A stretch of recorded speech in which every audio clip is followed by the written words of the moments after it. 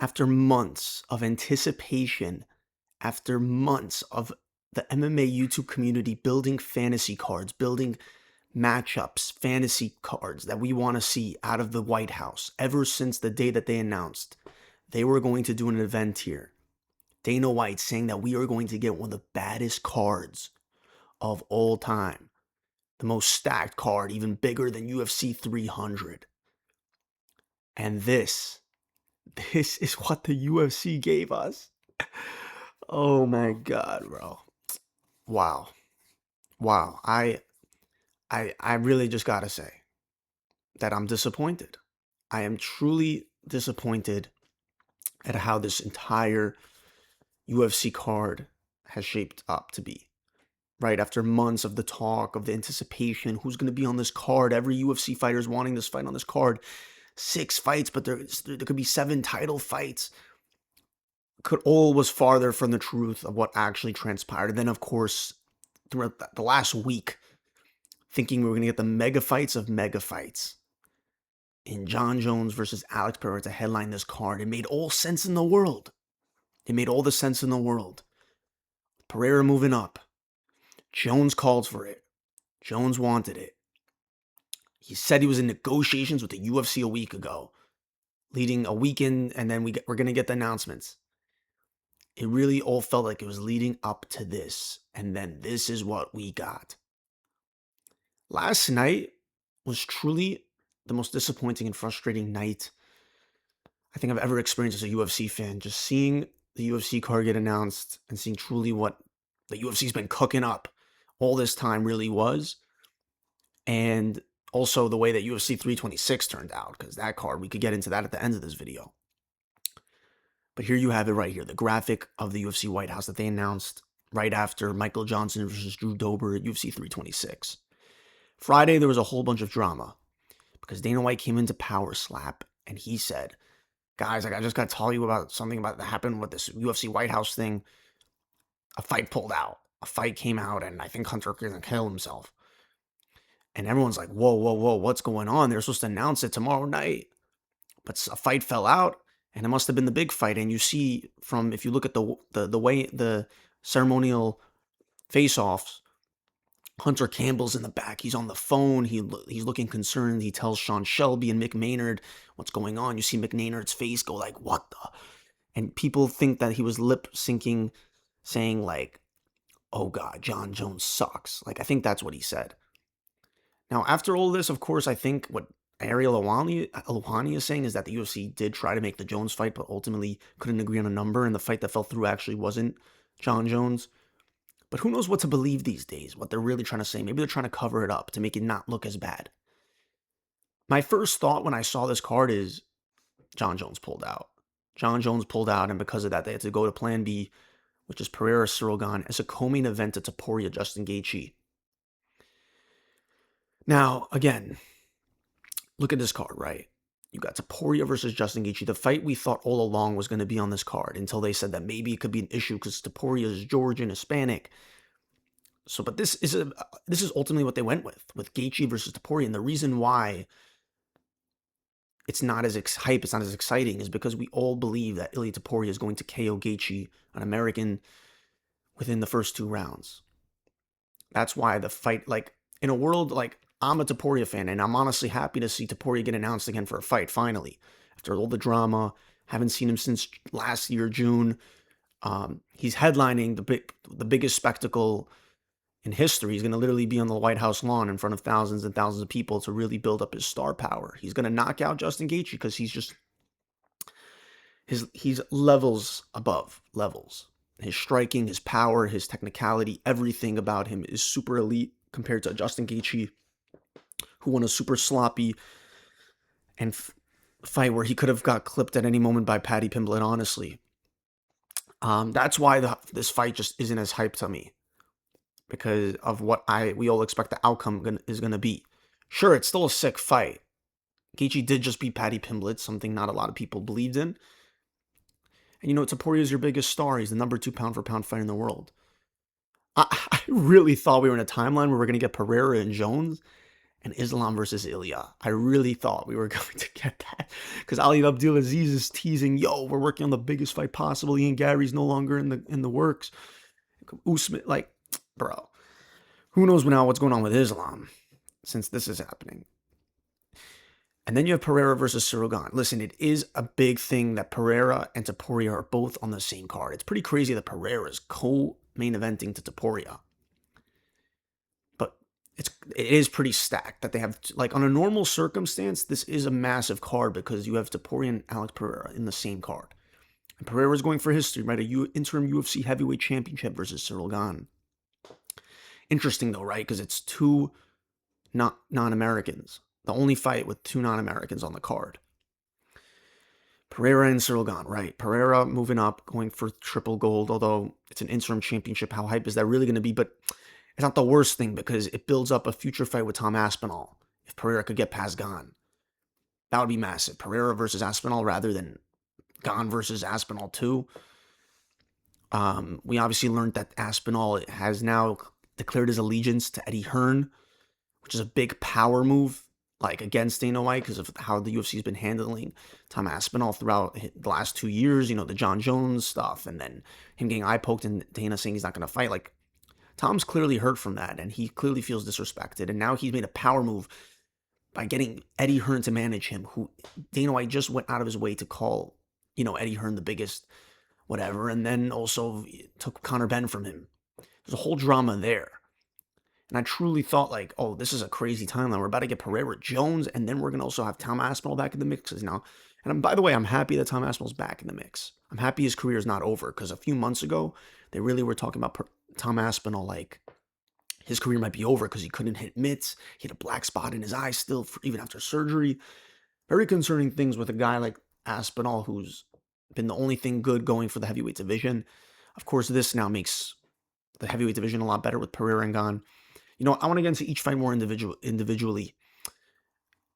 Right now, just reacting to the card. The rest of these fights have my head scratching. They really do. Out of all the fighters in this promotion that you could put on the card, every fighter probably would not say no to this card. Maybe only a few.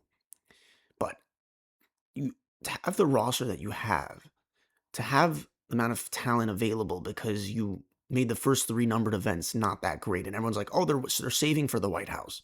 That's why. And you couldn't put together even some of the better, like, ranked, like, I can't believe these choices. They put Sean O'Malley on here versus Eamon Zahabi instead of O'Malley Sanhagen, a UFC hardcore fan's dream fight, and 2 Americans. It's not like Sanhagen's just some scrub off the street. He just came off a title fight versus Merab. And he's been chasing this O'Malley fight. And O'Malley, sure, is still one of the big stars.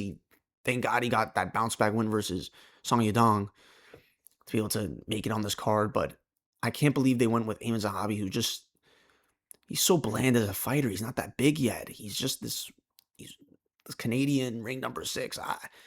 I can't believe this choice. O'Malley versus Zahabi. That's crazy. They couldn't find a way to put Peter Yan versus O'Malley, or I don't know, your 3rd title fight. And then you have Michael Chandler versus Mauricio Ruffy. Michael Chandler getting on the card. At least, you know, he gets on the card. He's probably happy about that, although he was chasing that Conor fight, right? No Conor either. All these months of thinking Conor's going to be in the White House. He's training for the White House. He's serious about the White House. He was calling for Chandler.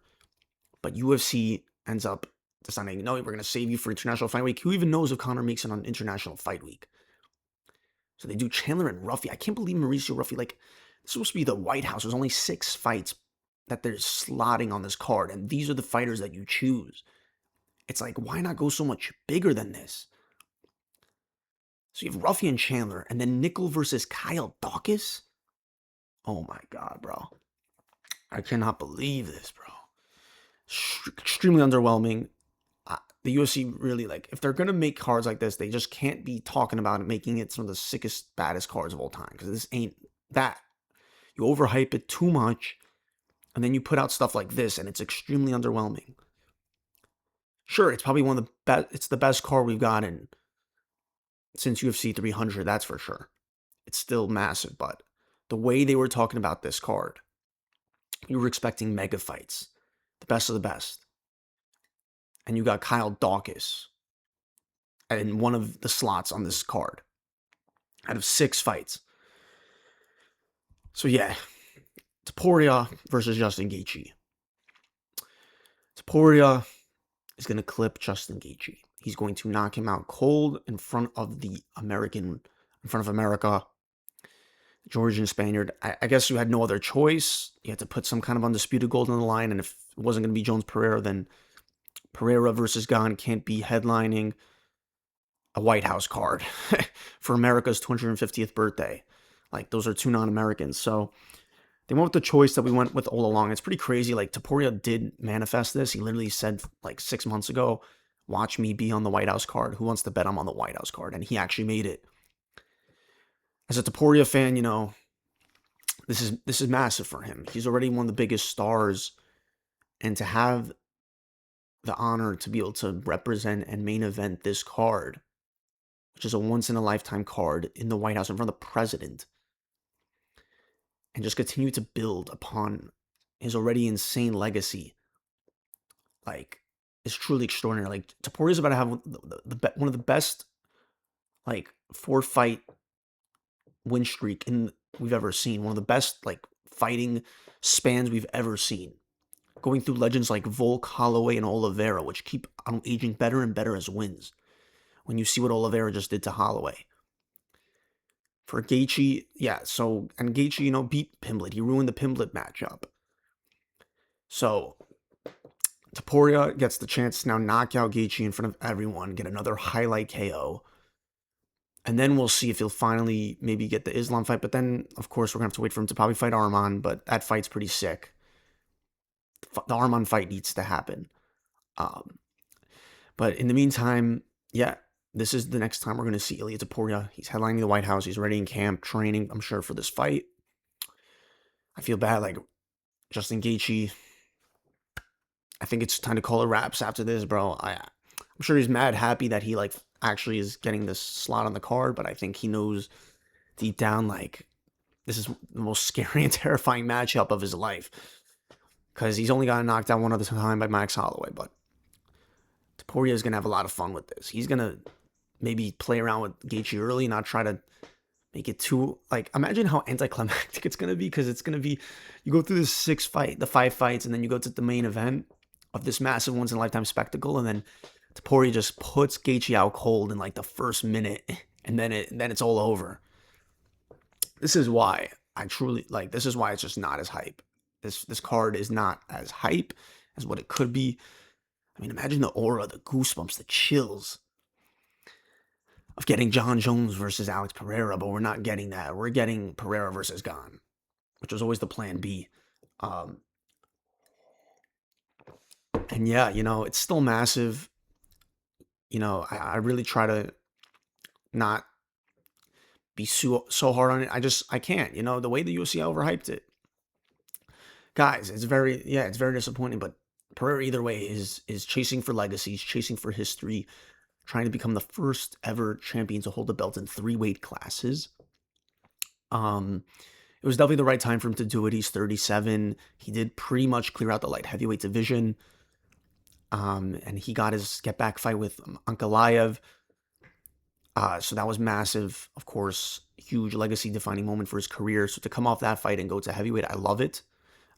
It allows a refreshing start for the light heavyweight division with Prochazka and Olberg, because Prochazka, you know, we could have a timeline where Prochazka is now a champion and Pereira's a champion again.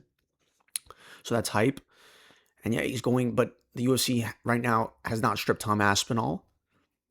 You know, Tom Aspinall, it was interesting timing how he announced he's back to business, and also that he's getting managed now by Eddie Hearn the week before they announced this White House card, where we expected a heavyweight main event between John Jones and Alex Pereira. I just think the timing was crazy. And also the fact that Francis Ngannou released from the PFL, all this heavyweight talk. So yeah, Pereira's going in there. It's in for interim. I mean, what do we think about that? You know, that it's interim rather than undisputed. Like, is it that crazy if it's still pretty big if he wins, because then it's his first matchup at heavyweight. He's going to bulk. Apparently he's 245 pounds out of camp, so he'll bulk up a little bit more, so the weight cut isn't too terrible. And hopefully doesn't get eye poked by this cheater son of a gun, Cyril Gane. Like, Cyril Gane, just a dirty fighter the way he did Tom Aspinall. Literally could have ruined his career. And now this dude gets his 5th title opportunity in his career. 2 interim title fights for Gane and 3 undisputed title fights. Like, this dude just keeps getting chances because of how bad the heavyweight division is. This is the only thing they could do to make it interesting. But like I mentioned earlier in this video, if there's a silver lining in the situation, it's the fact that even though we don't get the Pereira-Jones fight, we get Pereira versus Tom Aspinall potentially for undisputed. The way they're doing Gaethje and Topuria right now, that could be Pereira as interim champ taking on Aspinall. That's a crazy fight. That is a crazy fight. But again, where the hell was Jon Jones? Why couldn't this happen? This is what I'm so upset about. Like, the biggest matchups, the mega fights, the UFC just keeps fumbling. We're never getting them, especially in this new era, the Paramount era. And you couldn't give us Jon Jones when he wanted this White House card. He wanted the Pereira fight. That was the fight he was excited about. Even when in this whole Tom Aspinall situation, Pereira's looking over Aspinall's shoulder and looking for Jones. And then the opportunity actually comes up for you to make it. And again, they're saying that it's this numbers thing where, like, they just couldn't agree on a number financially with Jon Jones. But maybe it was more than that. Maybe Jones literally decided to pull out last minute again because it started getting to his head that what would it mean for his legacy if he gets knocked out cold by Pereira at the White House? Maybe that realization started to come in, literally the day before they were supposed to announce it. Like, I really truly believe they had a promo ready and they were ready to announce it. They're saying that this wasn't the fight that fell through, but I really kind of believe it. Like, this was the fight that fell through. Like, what other fight could make the matchmakers have that kind of reaction? What other fight could have the McMaynard, like, literally turn ghost white or red with Hunter Campbell? Like, it had to have been a massive fight for this White House card, and that was supposed to be Jon Jones versus Pereira. But Jones, Dana White's saying there was no way. Like, Dana, first of all, it was hilarious because Dana the entire time was saying that there's no way he's putting Jon Jones on the card. He can't rely on him. Then there was this talk that, they're not looking to make Pereira versus Jones. And then literally now Dana White's saying they never ever had any plans of putting Jon Jones on this card. Yeah, it's crazy. It's disappointing when I really thought we were really about to finally get a super fight of super fights. Even if it was a one-off, even if Jon Jones would retire after beating Pereira, at least you make the massive spectacle for the massive spectacle. You're putting $60 million into the White House. It's a once-in-a-lifetime card, all this money. To have that fight, it's crazy that we're not getting that fight. The rest of this card, yeah, like I said, Sean O'Malley versus Zahabi. What is the UFC doing, bro? What is the UFC doing? You had Sanhagen versus Sean O'Malley, 2 Americans, and this is the best you could have done. Like, it's just, I mean, it is still pretty crazy. Like, you have, if you really think about it, like, yeah, like Topuria, Pereira, O'Malley, Justin Gaethje, and Diego Lopes all on one card. That's pretty stacked for, like, any kind of card we're used to, because they're all stars in their own right. But at the same time, it's like the way they were talking about this White House card was supposed to be one-on-one. So the most stacked fights, like, hopefully O'Malley clips Zahabi. I just think Zahabi's really not so entertaining or thrilling as a fighter. There's not much substance to his character, his personality. He's coming off the win versus Cheeto, though. Put together a nice win streak. I just don't like Zahabi. I would love for O'Malley to get a win here on the White House, too. But again, why not Sanhagen? And then Chandler versus Ruffy, bro. Like, Chandler's getting the next best thing in terms of a Conor McGregor carbon copy with Ruffy. Like, Ruffy is becoming one of the most technical and elite strikers, up-and-coming strikers. Not elite yet, but, like, we're seeing the way this guy strikes. Very similar, eerily similar to Conor McGregor. Just had a crazy pinpoint KO versus Fiziev. It took him some time to find it, but he found it and knocked him out. Or not TKO'd him. Yeah, I think Chandler is finished here.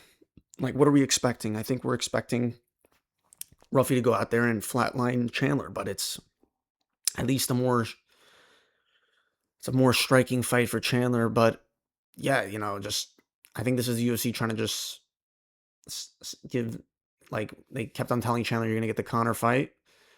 Now they want to go in a different direction, Conor. So, like, in order to satisfy Gaethje, Chandler, because he's a company man, they just like, okay, here you go. You're getting on the White House, and here's Mauricio Ruffy.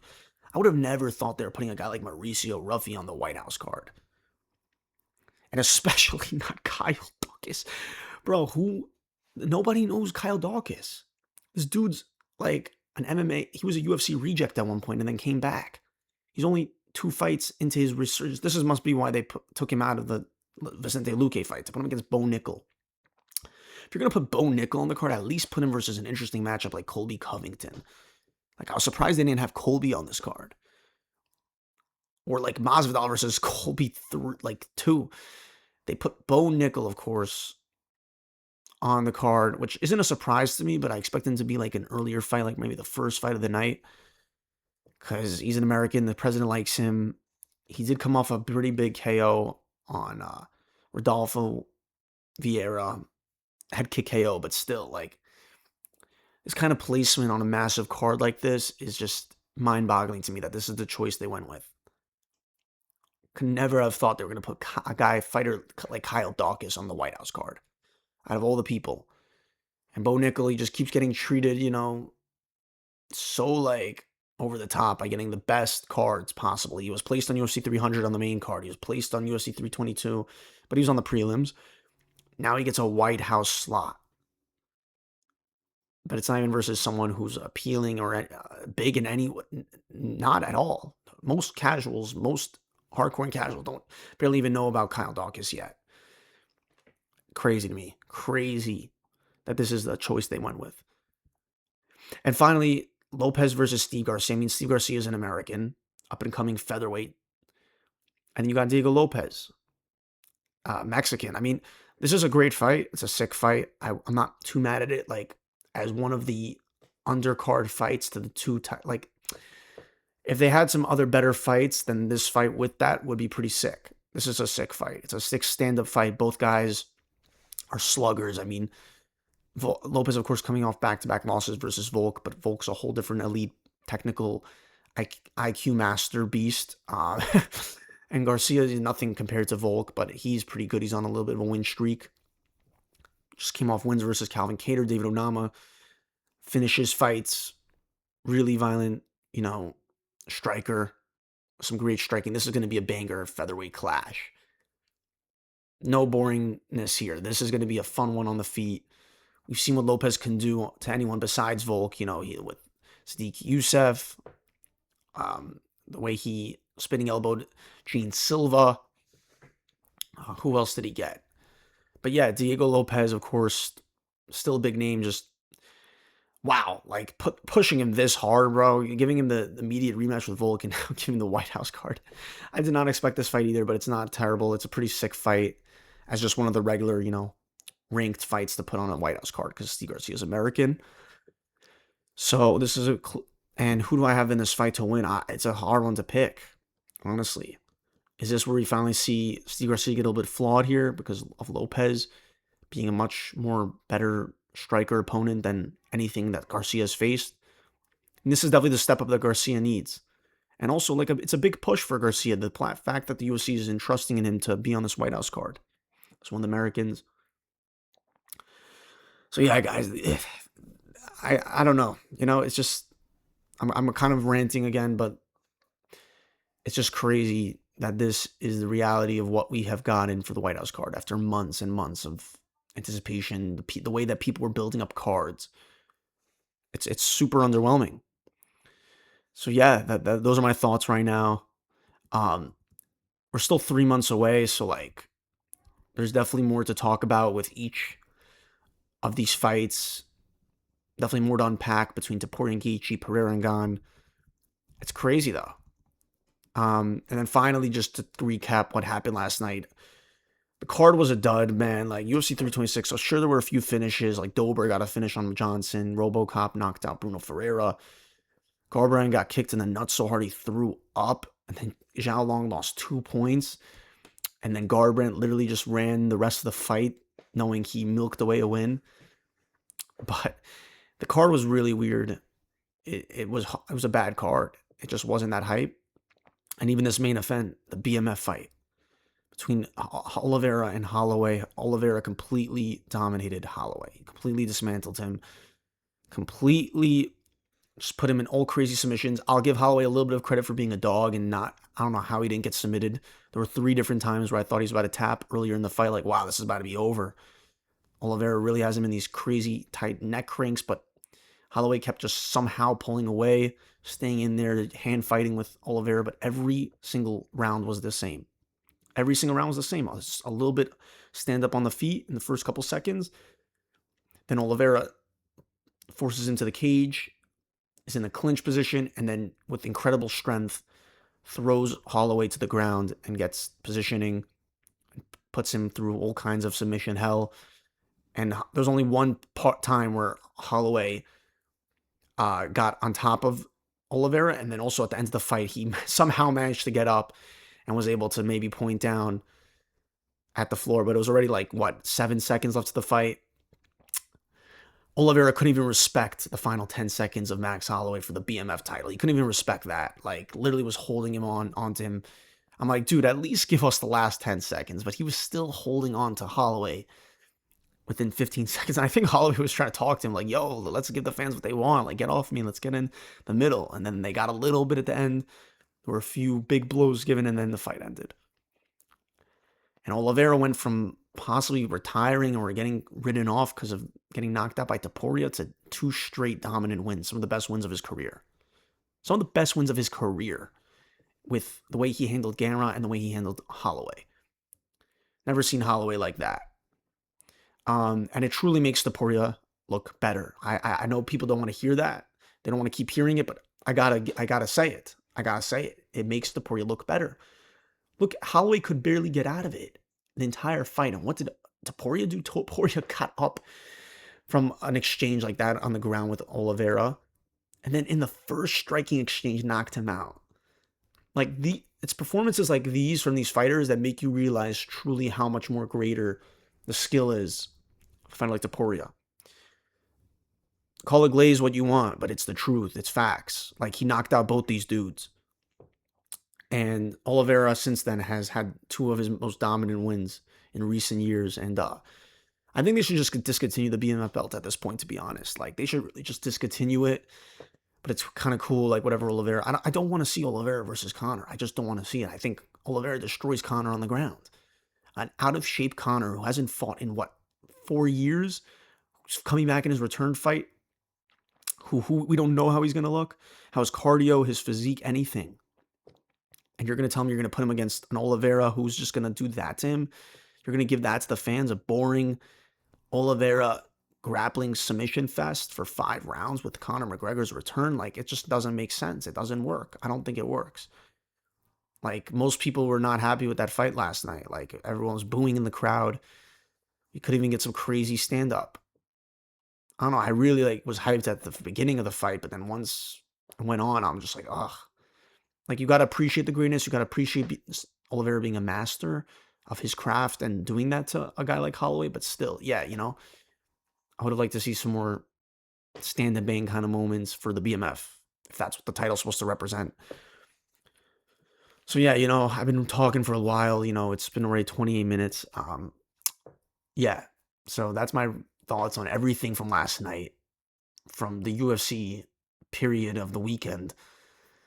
And I don't know anymore, just how much I really hope they could do a bunch of things this summer to really help. Like, I don't know, it's just, I keep on wanting to expect like some crazy things from the UFC, and we're just not getting it.